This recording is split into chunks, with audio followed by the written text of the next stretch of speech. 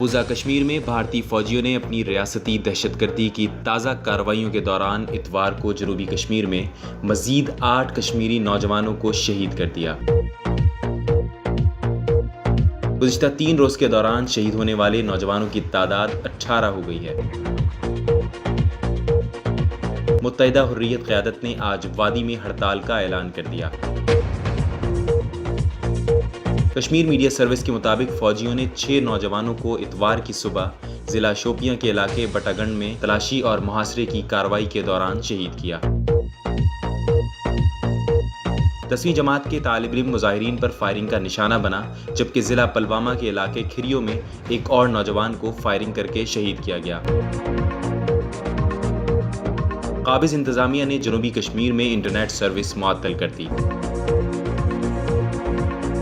ضلع شوپیاں کے علاقے کاپرن میں ایک حملے میں ایک بھارتی فوجی ہلاک اور ایک زخمی ہو گیا۔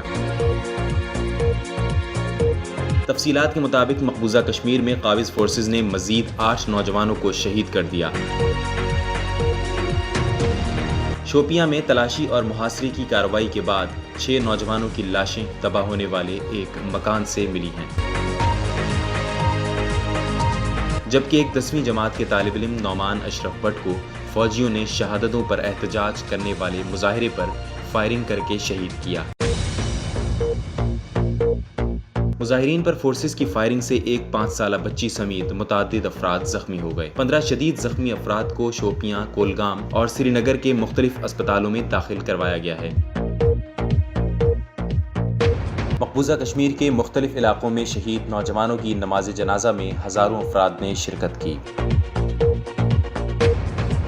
10ویں جماعت کے طالب علم نعمان اشرف بٹ کی آخری رسومات میں شرکت کے لیے جنوبی کشمیر کے متعدد دیہات سے لوگوں کی بڑی تعداد شہید نوجوان کے آبائی گاؤں میں آئی۔ نعمان کو ضلع لگام کے گاؤں پولسوں میں آزادی کے حق میں اور بھارت کے خلاف نعروں کی گونج میں سپرد خاک کیا گیا۔ کشمیر یونیورسٹی کے طلبہ نے بھی شہید نوجوان کی غائبانہ نماز جنازہ ادا کی۔ طلبہ نے سری نگر میں یونیورسٹی کیمپس میں اکٹھے ہو کر آزادی کے حق میں اور بھارت کے خلاف نعرے لگائے۔